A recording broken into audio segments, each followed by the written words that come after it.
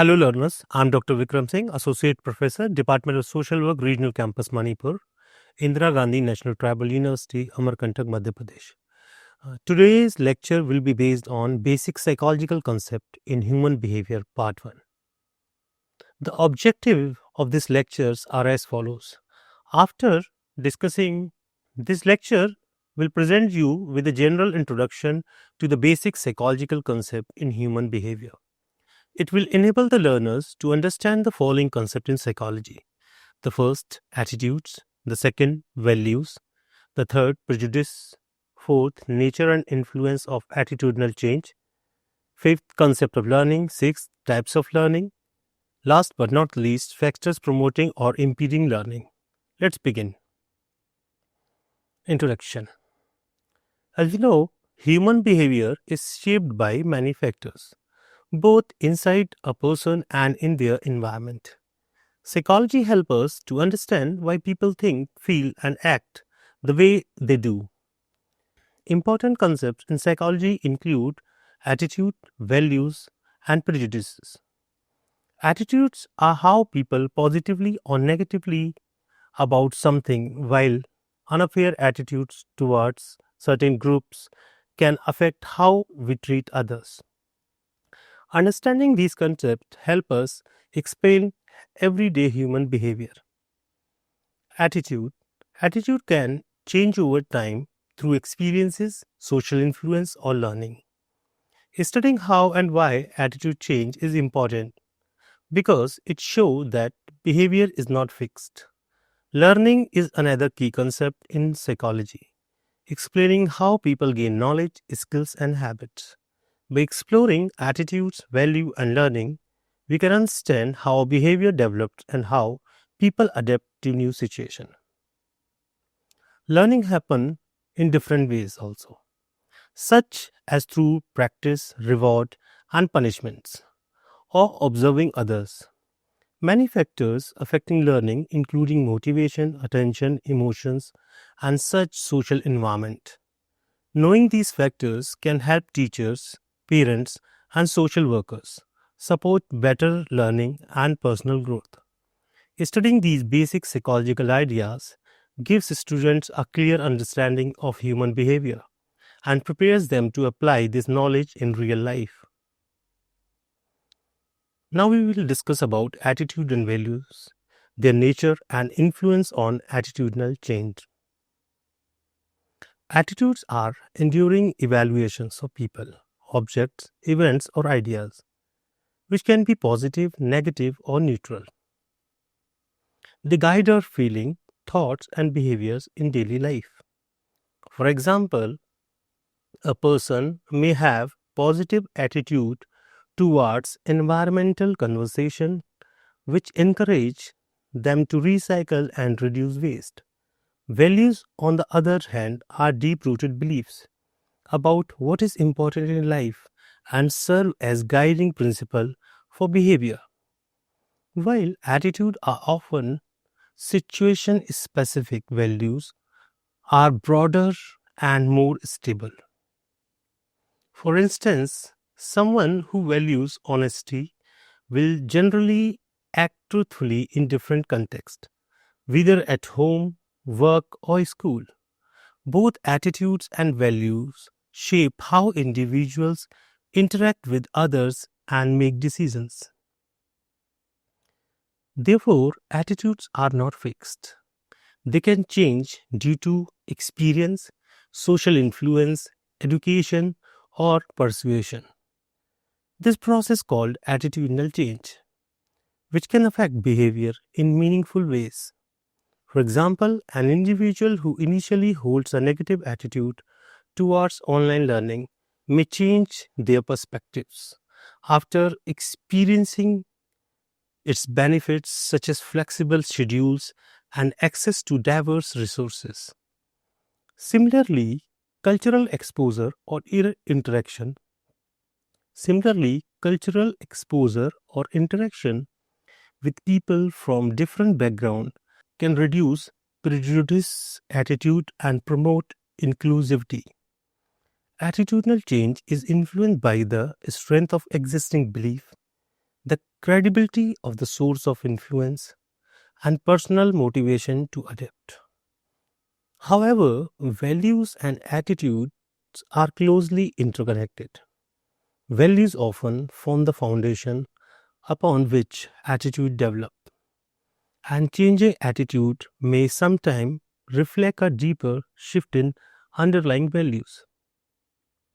For instance, a community that begins to value gender equality may witness a shift in attitudes towards women's participation in education and employment. Understanding the nature of attitudes, their link with values, and the mechanism of attitudinal change is crucial for educators, social workers, and policymakers, as it enables them to design intervention that foster positive behavior and social harmony. So now, with the help of this table, we will understand about the attitudes, their corresponding value with the help of example and the how attitudinal change occur or happen. So first we discuss about the positive attitude towards environmental conservation. So for this, the corresponding value will be environmental responsibility. For the example, people who are recycling, reducing plastic use, planting trees. And through this, how attitudinal change occurring. So this is occurring through exposure towards environmental education, observing the benefits of sustainable practices, social influences from eco-friendly peers. Then negative attitude towards dishonesty. So the corresponding value will be honesty, and the example we can take that people who rejecting the cheating, being truthful in their daily lives, and they having a change like through learning by the role models, awareness of consequences, reinforcement of ethical behavior. Then positive attitude towards teamwork. The corresponding value is cooperation and collaboration. So the example is participating actively in group projects or community work. So the attitudinal change will be experiencing successful collaboration, encouragement from leaders, reflection on group achievements. Then the next is positive attitude towards education, knowledge oblique learning. Then the example for this is pursuing higher studies, valuing lifelong learning. So the attitudinal change will occur that the person will experience practical benefits of learning, mentorship, recognition of personal growth. Then, last but not the least, negative attitude towards prejudice or discrimination. The corresponding value for this will be equality and social justice. So, for the example, the people will be treating all individuals fairly, regardless of gender, caste, or religion. So, the attitudinal change occur in the person. They will be interacting with diverse groups. They will be having exposures to anti-bias education, witnessing fairness in action. And now we will discuss about the prejudice, its concept, nature, and characteristics. Prejudice is a preconceived opinion or attitude towards a person, group, or thing that is not based on experience or recent evidence. It often involves negative judgments, stereotypes, or bias, and can lead to unfair treatment or discrimination. Prejudice is primarily a social and psychological phenomena influenced by cultural norms, upbringing, socialization, and personal experience. For example, a person may hold a prejudice against a certain ethnic groups without ever having interacted with its member, simply based on societal stereotypes or media portrayals. So, the nature of prejudice is attitudinal and emotional. It is not merely a thought. It often carries strong feelings such as fear, dislike, or hostility towards the target groups. Prejudice can be both explicit, where individuals openly express biased views, and implicit, where biased operate unconsciously and influence behavior without awareness. Prejudices are generally resistant to change because they are rooted in deeply held beliefs and reinforced by social and cultural context. For instance, gender based prejudice in workplace may persist due to long standing societal norms and institutional practices. Prejudice has several defining characteristics. The first characteristic is rigid and stereotyped beliefs. Prejudiced individuals often hold generalized beliefs about a group that ignore individual differences. The second is resistance to change. Prejudices are difficult to modify even in the face of contradictory evidence because they are emotionally reinforced. Negative emotional tone. Prejudice usually involve feeling of dislike, fear or hostility towards the target group. Socially learned. Prejudice are learned through socialization, family, peers, media, and cultural messages. Then last one is discriminatory potential. Prejudice often leads to unfair treatment, exclusion, or social inequality. Therefore, understanding prejudice is crucial in psychology and social work because it helps explain pattern of discrimination, social tension, and inequality. By recognizing its nature and characteristics, intervention can be designed to reduce biases through education, intergroup contact, and awareness programs. So, with the help of this table, we will understand prejudice with examples. The first type of prejudice is racial. Negative attitude towards people of a particular race or ethnicity. For instance, you can say like people believing that one race is superior and refusing to hire someone from a certain ethnic group. The second is based on gender, biased based on person's gender, like people assuming women are less capable in leadership roles or men are less nurturing as caregivers. Then the religious prejudice, negative attitude towards people of a particular religion, means people avoiding friendship with someone because of their religious practices or beliefs. Then next is age prejudice, that's called ageism, bias based on a person's age, means believing older adults are less adaptable to technology or younger people are irresponsible. Next is caste or social class prejudice, bias against people from a specific social group or class, means denying opportunities to someone from lower caste or economically disadvantaged background. Next is disability prejudice, means negative attitude towards individual with disabilities. So people thinking a person with a disability cannot perform certain task or job. Last one is cultural prejudice.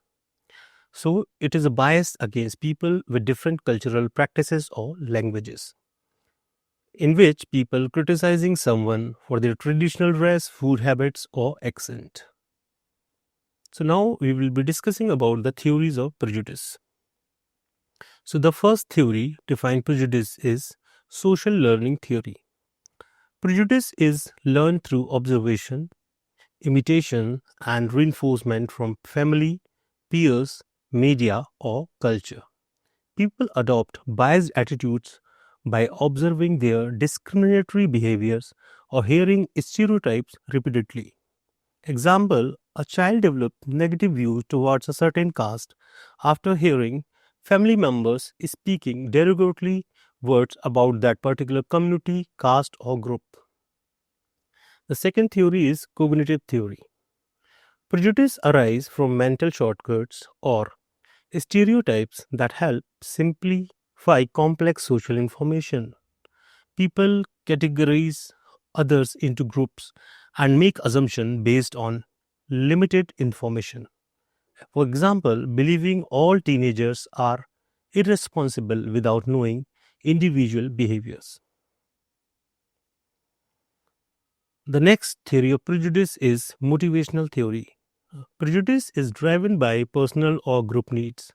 such as maintaining self-esteem, achieving goal, or justifying inequalities. People favor their own group and derogate other to enhance a sense of superiority. Example, employees support biased promotion policies to protect their own job security or status. Then the next theory is social identity theory. Prejudice emerged from identification with a particular group and comparing it with other groups to boost self-esteem. People favor in-group members and discriminate against out-group members. Example, a sports fan belittling supporters of rival team to feel loyalty and pride in their own team. Last but not the least theory is group conflict theory. Prejudice developed from competition between groups for limited resources, power, or status. Tensions and conflict over economic, social, or political resources create negative attitudes. Example, residents opposing migrant workers in their neighborhood due to fear of job loss or reduced opportunities. Now we will discuss about factors that maintain prejudice at the social, individual, and cultural levels. At the social structural level, prejudice is sustained by conformity to social norms, pattern of interaction, and support from authority figures or institutions. When discriminatory norms are widely accepted, individuals often adopt them to gain social approval or avoid conflict. Example, in societies where caste-based division persists, people may continue to practice social exclusion simply because it aligns with long established traditions. Leadership and environmental support also play a crucial role. When political or community leaders express or tolerate prejudice attitudes, such behavior becomes socially legitimized and continue unchecked. Then, at the individual personality level, prejudice may arise from psychological needs and frustrations. The frustrations aggression hypothesis suggests that when individuals cannot achieve their goals, they may project their anger on vulnerable groups, making them scapegoats. Prejudice can also serve as a means to gain economic or status advantage, allowing dominant groups to justify privilege or exploitation. For example, blaming immigrants for unemployment problems help maintain social hierarchy. Additionally, people with authoritarian personality who value obedience and conformity tend to display rigid and intolerant attitude towards those perceived as different. At the cultural level, prejudice is maintained through shared values, norms, and patterns of socialization that define in-group and out-group boundaries. From an early age, children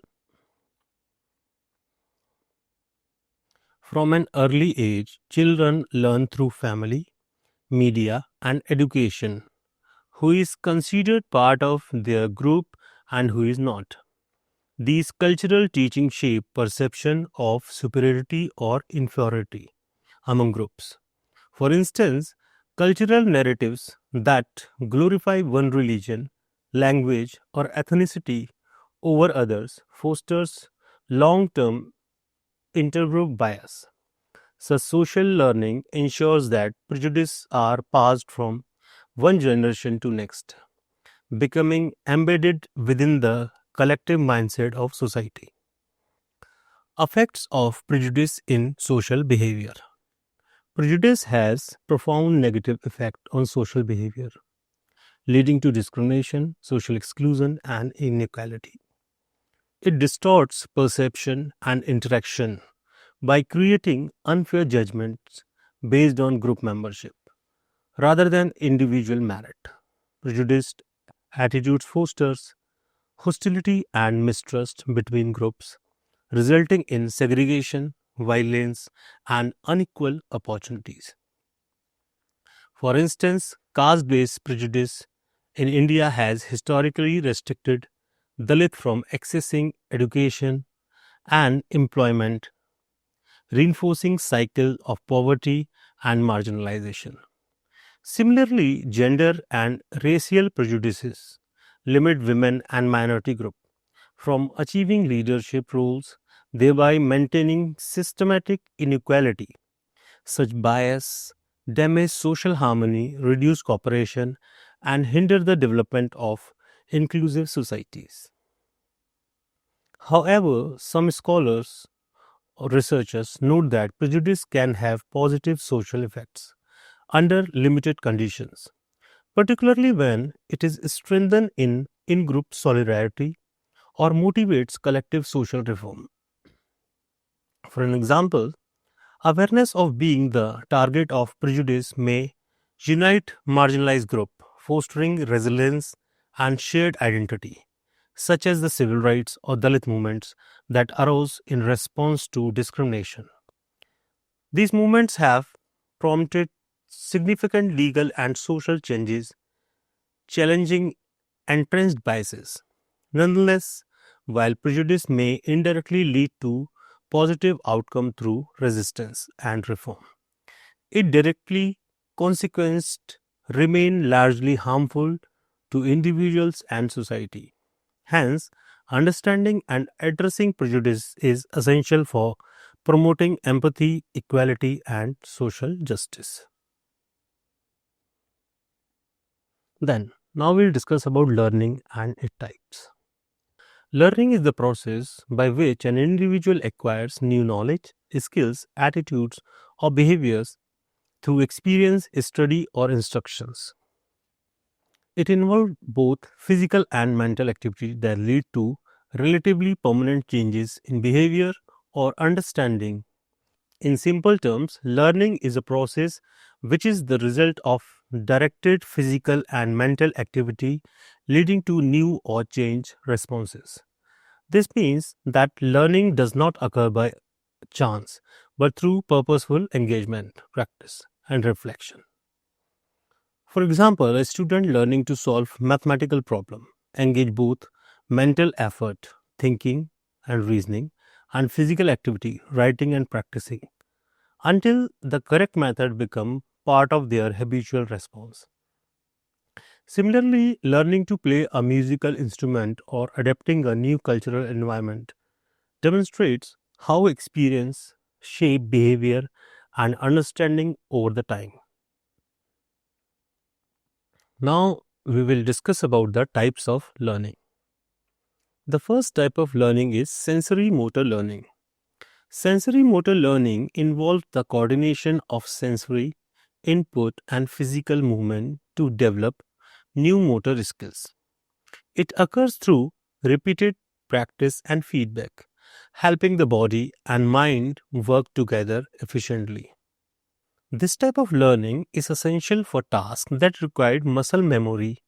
Example, learning to ride a bicycle, type on a keyboard, or play a musical instrument through repeated practice. The second learning is a verbal learning. Verbal learning refers to acquiring and repeating information that involves words, symbols, or language. It includes remembering lists, definitions, concepts, or ideas communicated verbally or in written form. This form of learning relies on repetition, association, and meaningful understanding. So, for this example is memorizing a poem, learning a new language, or recalling historical dates and facts. The third learning is concept learning. Concept learning involves understanding and categorizing ideas or objects based on shared characteristics or underlying principles. It allows individuals to apply learned concept to new situations, promoting reasoning and problem solving. This type of learning is essential for higher order thinking and generalization. Example, recognizing the concept of democracy across different countries or understanding that all triangles share three sides and angles. Now we will discuss about factors that promote learning. So, explanation of psychological factors and elements necessary for learning. The first one is motivation. Motivation is the driving force that initiates, directs, and sustains learning behavior. It can be intrinsic, arising from personal interest and curiosity, or extrinsic, driven by external rewards such as grades, praise, or recognition. A motivated learner pays more attention, persists longer, and shows greater enthusiasm in learning tasks.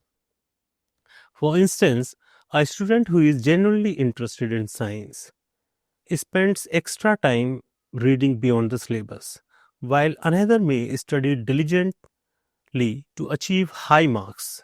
Without motivation, learning becomes mechanical and less effective. The next is reward.